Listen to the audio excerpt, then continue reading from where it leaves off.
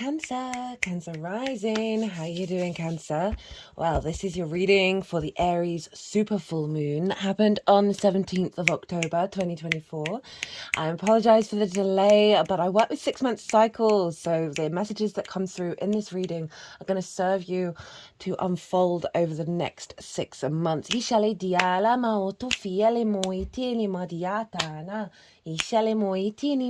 My name's Chloe. I work with card divination, astrology, and as you just heard and as you just saw, I channel multi-dimensional energies through my body, both in the form of physical and vocal light language. All of this brings in healing, attunement, and activation codes to the messages that are going to come through in this reading. So I'm going to be pulling some tarot for this Aries full super moon. Big astrology with this moon.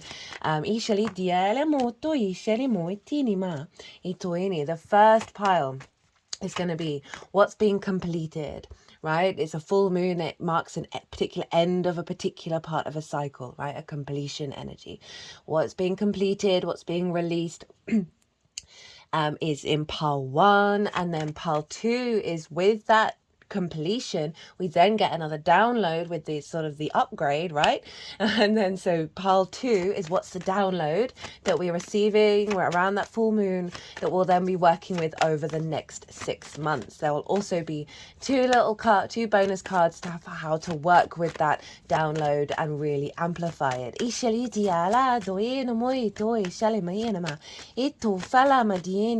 I said, I apologize at the beginning of the video for the delay in these videos coming out. I was away and then it got extended. It was mishaps, but it all worked out in the end.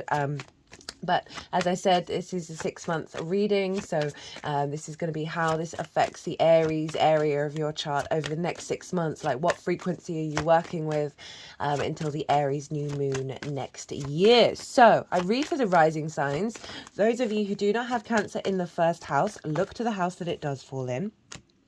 Look to the themes of that house, and you want to apply those themes along with all the other meaning you've got going on in the sign of Cancer to the messages that come through in these readings, because it will be as if that Cancer energy, wherever it falls in your natal chart, has now energetically moved to the first house. So the astrology for the rising sign will still link in. You just got to add on your own natal chart meaning on top of it.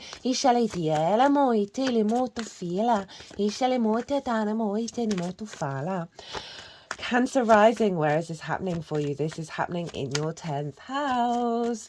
This is, I like to envisage a tree in the natal chart, right? And the 10th house are the top leaves of the tree that's expanding towards the light, right? The 10th house is where the sun was at the peak of its arc on the day that you were born.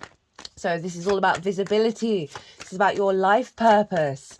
It's your career. Career doesn't have to be life purpose. It can just facilitate it. It's about reputation and how the big outside world sees you. It's also about linked into bosses, right? So this sense of authority. But it is your life path, right? Of what you're striving for, what you're heading for, those leaves expanding towards the light. And you had a big super full moon there on the 17th, and the astrology for this moon was wild.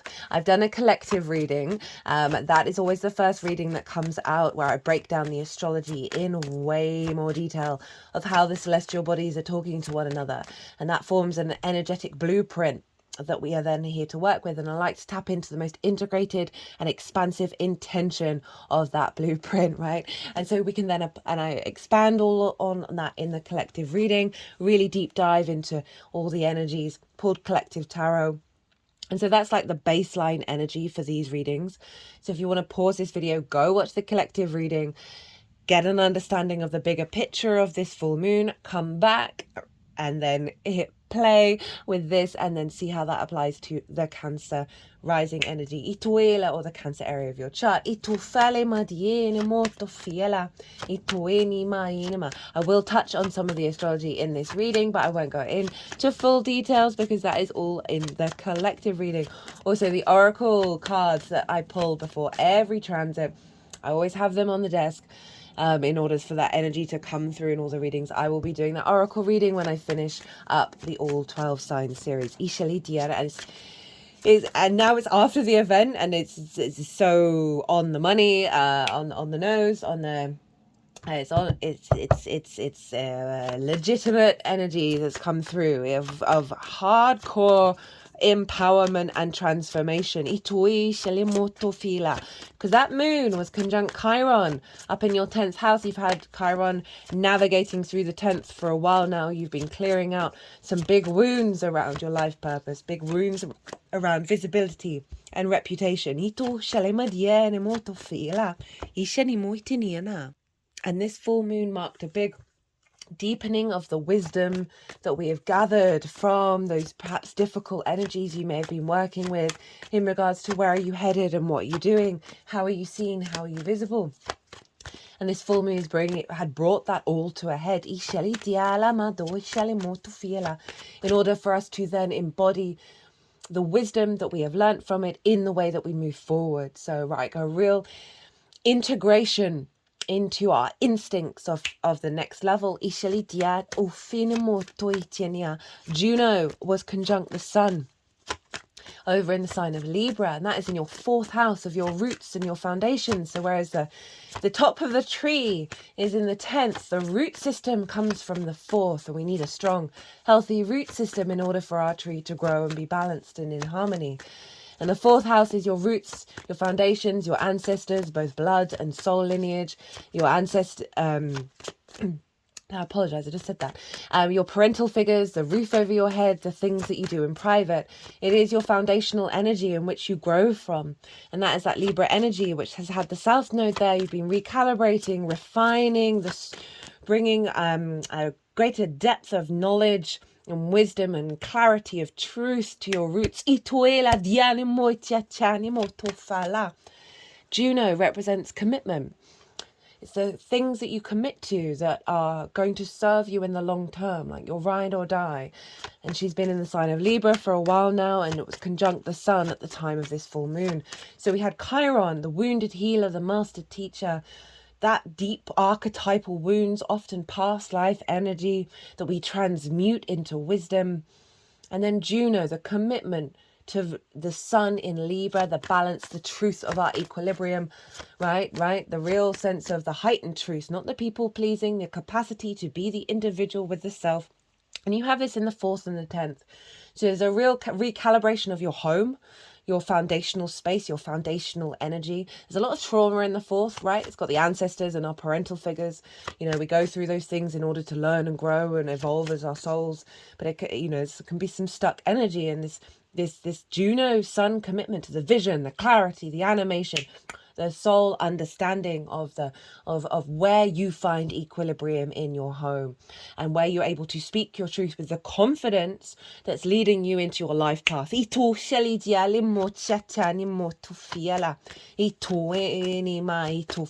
Very powerful moon this was.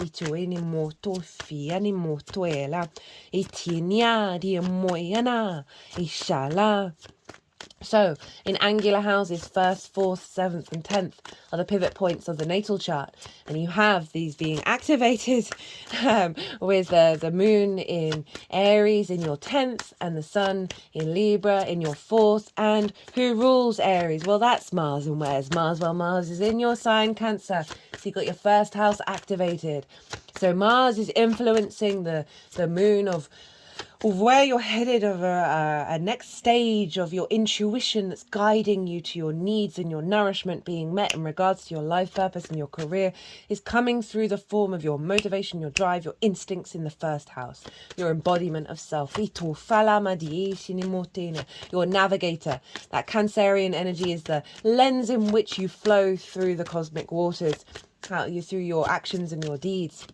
Your body, your character, your sense of self, often how other people see you. And Mars is there. Mars will be retrograde. Oh, that's too many. I'm going to put those all back. We just want one more for this pile. Thank you. So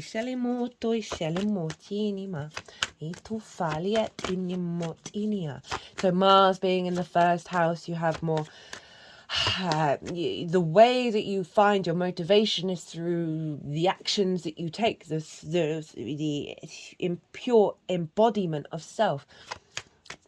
And that is the way you'll get your get up and go, where you'll get your instincts are really loud through your intuition right now. Mars is going to retrograde in your sign, Cancer. It'll start off in Leo and head back into your sign, but that is coming. So we're going to be revisiting a lot of the themes that have come up over the summer, and the autumn, around how you take action, right? What moves you, right? Where are the sensitivities being piqued, and how can we bring calm to them? So Mars was influencing this moon not only by rulership, but it's also squaring the moon. And not only that, but Pluto over in Capricorn, which is opposite your sign, Cancer, was also squaring the sun and the moon. And this is what's called a grand cardinal cross. And this is where we get... It can feel like you're being pulled in lots of different directions. And obviously this is the imprint of the download over the next 6 months of self, home, other, life purpose. Right? So if you're feeling quite overwhelmed in all of these directions, I call you to center yourself, have a little moment of breath work, whatever it is that you need to do to sort of clear the chaos. Give yourself a little bit of peace, and then see what calls to you when you enter that, after you've cleared the energy, right? Because they all want to be working. They're all going to be working right now. And it's the trick is to center yourself, and then that's when you get them to act as a generator, right? All these houses being activated, all the grand cardinal cross of instigating a new cycle around your embodiment of self, the equilibrium of your home, the vision of your home, of what your foundations mean to you. That can be both physical and metaphysical and figurative. Pluto over in Capricorn in your 7th house of the other. This is what one-on-one intimate relationships. Right? This is going to be business partners, clients, friends, long-term committed romantic relationships, as well as your relationship with Source. It's the one-on-one. Pluto's making its final ingress through there. It's now direct. I thoroughly recommend the Pluto in Capricorn transit series. Well, it's not going to happen in our lifetime ever again. And it's setting up, oh my God, the astrology for us all is what? I might start doing some astro chats. It's absolutely wild. And that you're getting a final recalibration around the importance and the magnetism of your one-on-one relationships, but it may have brought up some power dynamics that do not serve in the lead up to this full moon, in order to be burnt up by the fire of Aries and retransmitted into a sense of, remember, the Libra energy of balance, of equilibrium, of a healthy dynamic, right? So I said the root system is the 4th house. Now the self and the other are the branches. Now we need these to be equal. We need these to be in balance for the tree to not be lopsided, to be able to grow fully.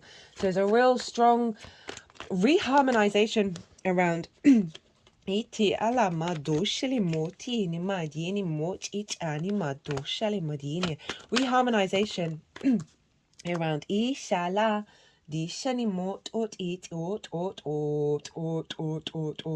Okay. They wanted me to cut the deck to add cards to what was at the bottom of the deck. So that was what was going on there. I'm just going to get couple of oracle cards and then we'll get into the tarot. So what was I saying? That balance of self, right, of being able to be thyself, and find a more harmonious flow in the way that you that equilibrium in Libra, allowing the truth to come through that doesn't distort the instincts of where you're headed, or the actions and motivations and the capacity of drawing towards you very powerful energy in your relationship dynamics, right? It is a whole realignment in the way that we orientate with conflict and cooperation. We are shifting that dynamic with Mars being in Cancer. That's interesting. This is the She Yantra. This is the blending of the feminine and the masculine together, and the union of self. We have the union card as well that showed up in the Libra eclipse oracle reading as well, and came up in this reading for the Aries full moon, of like we're truly working through is 2 layers: the embodiment of everything that you've been working on over the last 6 months into your instincts, of like it's now becoming embodied. And that is in alignment with the grand water trine that we have. So Mars in Cancer, Venus in Scorpio, and Venus rules Libra, so everything's being pulled. So the sun and the moon are in yang signs, the active manifestation, outward linear expression, are being governed by the yin energy of water, right, of our emotional body.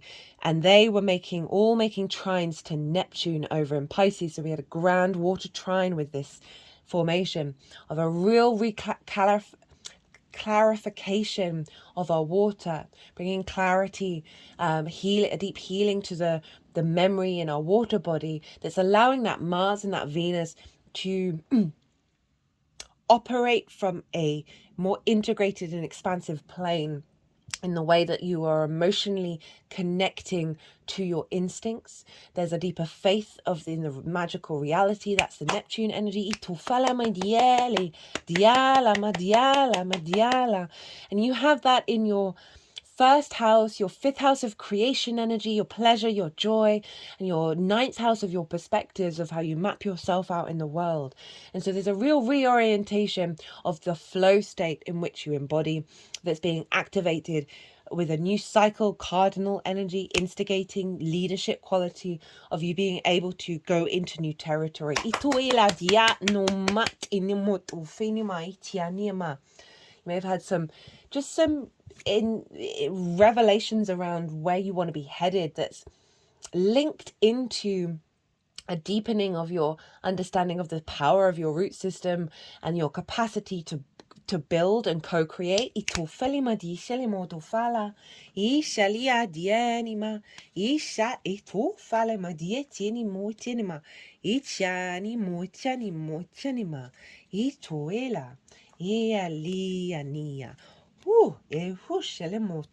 Okay, so let's get into the tarot. I'm going to turn over the bottom of the deck. So at the bottom of the deck was the 10 of Swords. I cut the deck, got the 10 of Wands, and behind that was the Ace of Swords, which actually wants to be on top of both of those, right? Okay, so we'll tap into that after this is what is being released. What is come to completion with this moon. There may have been some struggles with authority as well. The amount of conversations that I had around the full moon, of meeting people who'd got into trouble with authority, and themes around that, of like how it was a very intense moon. And so it doesn't necessarily have to reflect in that way in your own life, but certainly seeing, well, where am I butting heads that it doesn't serve me? This is like, the final sort of showdown with the South Node, North Node contingent of, Aries can be very combative, but it's very independent. It's very sovereign in its own nature. Libra is very, it wants to seek the truth and seek balance and seek social harmony, but it can people please. It can forget about itself. And we've been navigating that energy. And how do we shift out of conflict of being so independent that it's contrary? How do we be independent and sovereign in our nature, in the way that we bring truth to the table that doesn't cause discord? You may have noticed some old themes come up before the full moon. So what's being completed? The 6 of Cups in reverse, the 7 of Wands in reverse with the Wheel of Fortune. So there's been... So this is interesting with the 4th and 10th house energy. Okay, this is the biggest house in tarot, right? So you are clearing out a blockage around some wounds, because this follows the Five of Cups, which is about grief, right? And the sense of feeling stuck in a certain energy and not being able to move forward. Whereas this is now, you know, now the flowers are growing from the compost of that grief. The sense of knowing that where you are right now, everything that has happened in your life needed to happen in order to get you to here. That sense of pure, I am alive, I am grateful, I am abundant energy, right? Is for me is the Six of Cups of really being at peace and seeing and the beauty and the wisdom of all of the tragedy. It soothes the soul. This is a balm, the Six of Cups, but it's in reverse, right? With the Seven of Wands in reverse. So the sense of wounds from the past, where blockages from the home, restrictions from the home. You've had the South Node there limiting that. Obviously, Cancer, you are ruled by the moon, so the moons are always going to have a huge influence on your sense of self, right? And the sense of restriction around a sort of a happy home, a happy to be able to look to the past and enjoy that sensation, to make peace with it. And then we have the Seven of Wands in reverse as well, and this is about, it's interesting. So the way that I read this card in reverse, for me this card is all about, in the upright, of not knowing your own value.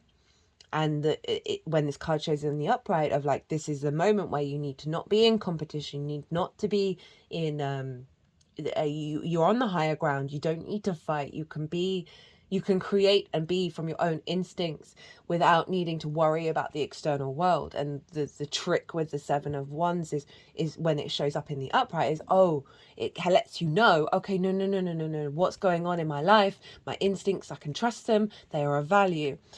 In reverse, for me, the way that I read this card is that you know that.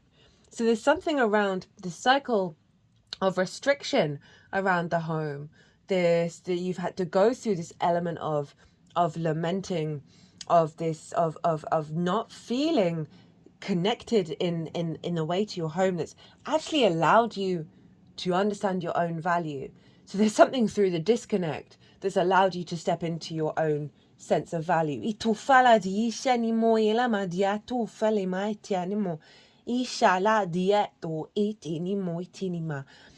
it's allowed you to sort of refine that life purpose, but you may not have seen things manifest. Right, I'm still feeling there's a block here with that Chiron conjunct the moon, that this is come to a level of completion, this block in the home that's allowed you to expand in the career, of like the confidence in the path that you move on. It is brought about a change of fate in your mindset. With the Wheel of Fortune, this sense of, this is a Jupiter card, the sense of wisdom that's come through this experience. You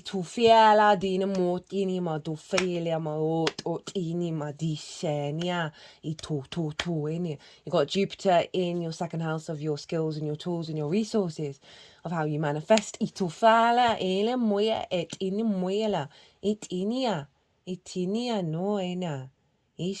I apologize. You've got Jupiter in your 12th. So sorry, Cancer. It's your unconscious spaces, right, where there can be depression, anxiety, grief, loss, isolation. It's very difficult energy in the 12th, but underneath all of that is the magic of your soul. So Jupiter is doing you a real solid at the moment over the next year. If you haven't caught the Jupiter and Gemini transit series, thoroughly recommend it, because it's in the 12th house. It's giving you so much illumination and wisdom around blockages in the unconscious spaces, that is setting you free and activating this new cycle, right? So this is coming to a head, this sense of this awareness of fate is changing in your favor, that's really shifting into an embodiment, right, of how you move forward.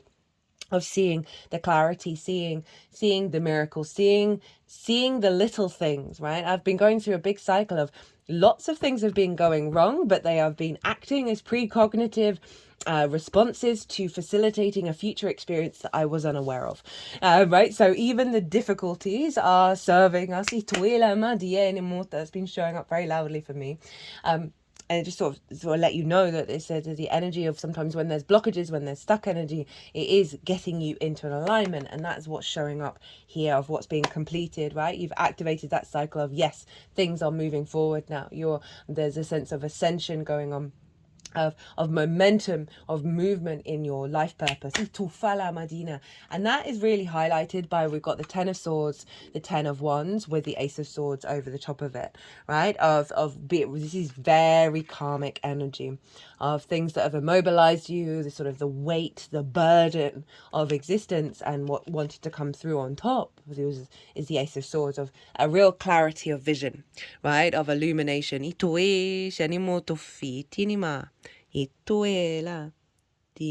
Oh, sorry, I have not had the camera set up, so it's zooming in and out.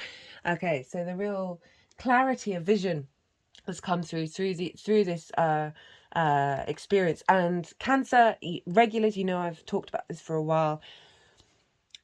At the moment, until January, the Cancer energy for everybody is where the South Node is manifesting.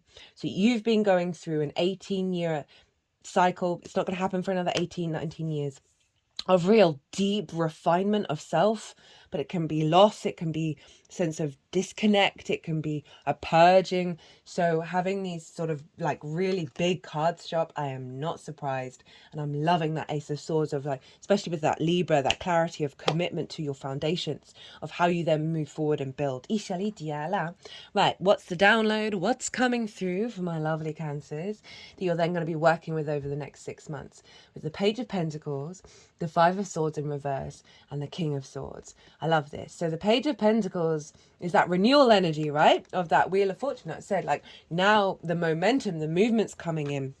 And the Page of Pentacles, this is great for the 10th house energy, right? Even though it's a fire sign for you, this is the physical world. This can often be about work, about opportunities, new experiences. And also pages, they've just got into the court. They're very youthful. They're not jaded, right? They want to explore. They want to learn new things. They want to grow. They want to expand. And the Page of Pentacles is very studious. It wants to put in the work and do the work. So you've got this lovely, vibrant energy coming in, of activations, of new ways of thinking about how to manifest in the 3D world, how to build, how to expand in terms of your life purpose, of seeking new opportunities and experiences.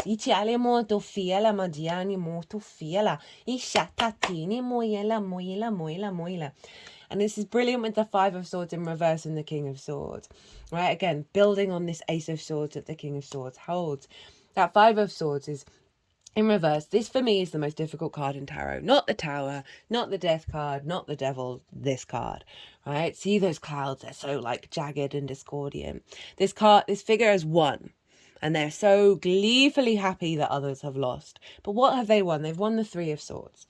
So this is like the bully and victim cycle that we often find ourselves in, right? Of domination and subjugation, and the kind of the twisted glee that we can find from that, and that feeds us in a certain way, but it doesn't sustain us, right? This is where the discordian energy is, like the sense of spite, the sense of revenge, the sense of I am the winner and everyone is lost. And it's usually because the bully was bullied when they were younger. It's a small percentage of people, and it's usually to do with the brain, where that's not the case. Trauma begets trauma, right? This is in reverse. So the frequency, the download that's coming in is bringing in new ways of thinking, new ways of manifesting, a playful energy, a real excitable energy that's moving away from conflict. Now, this may have been conflict in the workplace. This may be conflict with bosses, or conflict within yourself of where you're headed and what you're doing. Conflict with a relationship. Remember, you got Pluto over in Capricorn in the 7th house. That could be a business partner, your romantic partner. that's affected your home. Lots of, there's the energy of this cycle has been bringing up conflict in order to release it. And I love that the Five of Swords have turned up in reverse, is moving away from that dynamic, right? That you're no longer operating and instigating ideas and opportunities from a place of conflict. It is, in fact, releasing it. It's going to take you to the King of Swords, right? Who the clarity of vision of self. You see there are butterflies behind the king. It marks this metamorphosis of self into the universal truth. It's an Aquarius card of your perspective, right? I've never noticed. I've not referenced this before. The figure sitting on the top is holding the sword.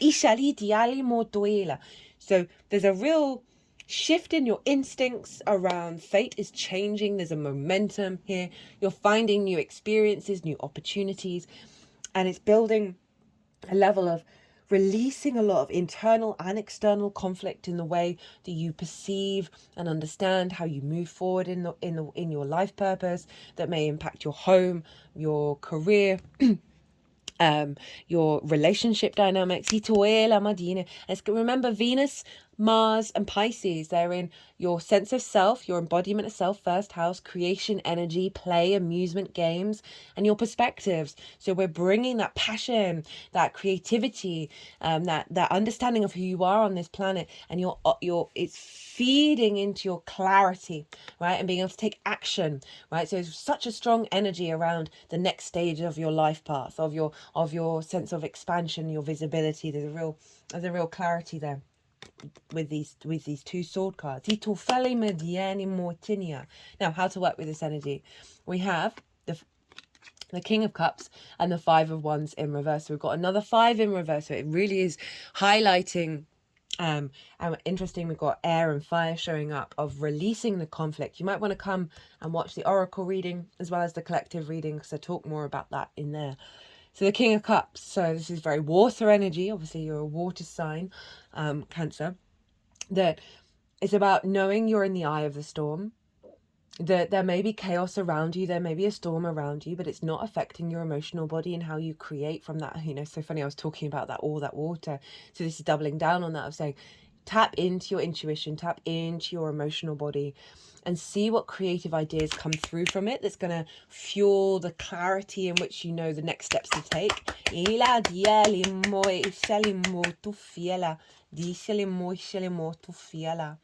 And with that 5 of Wands, I mean, it keeps wanting to move either side of this card. So it's sort of like a precursor and a follow through. Of the 5 of Wands is kind of like very stagnant energy. It's sort of, there's lots of movement, but there's no momentum. There's obviously conflict going on. It's not quite the 5 of Swords, but it is sort of, it is kind of like brainstorming, but like the chaos energy of the brainstorming. And in reverse, I think it's really calling you to sort of, and this is why it's going either side, to set an intention, to call on 1 second. I just had to clear my throat, Cancer, and it's so odd because I've not been coughing. I had a cold a week ago. I've not been coughing for ages, and I come and sit at this desk and the cough comes through. And I know it's a lot of, we're all working through a lot of throat chakra energy. So there's something around needing to to streamline your focus. I mean, it is brought in with the Ace of Swords, of setting the intention of clearing the mind. You may have a lot of things that you want to do, right? This is a lot of ideas, a lot of impulses, a lot of instincts, and nothing's quite moving forward because it is requiring just setting the intention. Like maybe if you've got a tarot deck, maybe get these cards and do something like that, of setting the intention for clarity to come through and then see what your emotional body is telling you, and then taking act on it. The other message with this card is moving away from competition, of seeing things as you're in competition with the external world and with yourself, and really centering down into that place of stillness, right? The King of Cups is really it understands all the different emotions and the power of them. It's not trying to reject any of them. They all are swirling around him, but he is still in this very calm state. He's floating on a stone throne on an ocean and isn't bothered, right? It's like high magician energy. There is something, right, of setting an intention, of clearing the mind, clearing the static in your body, and the perception around competition, or around, there's just something around the way that you're engaging with many different things, that it doesn't have to be a fight. You may have lots of things that you want to do, but it's calling you to not look at that as an overwhelm or as conflict or as a fight. Go in there with calm and see what where your flow takes you. That's, yeah, it's really allowing, because you're going to have, it's, the potentiality of a lot of frenetic energy, a lot of different things that you want to do. That's not a bad thing. It's our perception and our emotional response to that. So there's something around putting in the practices of clearing that perception around that. Now, your cards that you have is the portal card, and this is passageways. It's one of my favorite cards because every time I look at it, I just feel like I'm they're putting it over the third eye. And now the heart chakra. Now the throat. Okay, they're doing some clearing work as well on this sort of perception around the busyness of it all.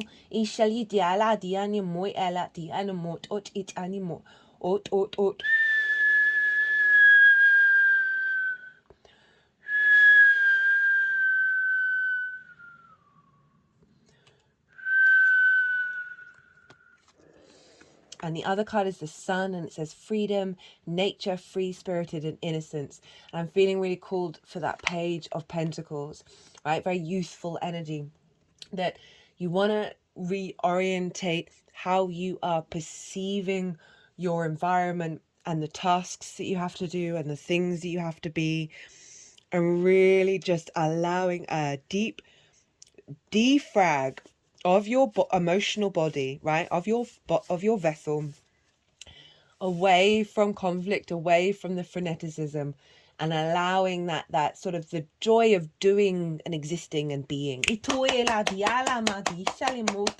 the sun, great card for the 10th house of visibility, reputation, a sense of illumination. And it is saying that there is, through this process, you're going to come up with ideas and inspiration that is allowing for more play and more experiences and more opportunities when it comes to your life path and your expansion of your career and your dreams. Well, Cancer, I'm going to leave it at that. I hope you enjoyed this reading. I hope it resonated. If you want a personal reading, my details are all over the place.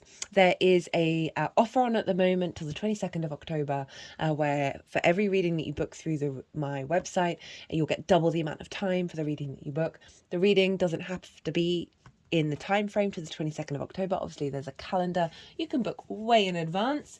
But other than that, be good to yourselves, Cancer. Be good to those around you. Safe travels and be well until we meet again.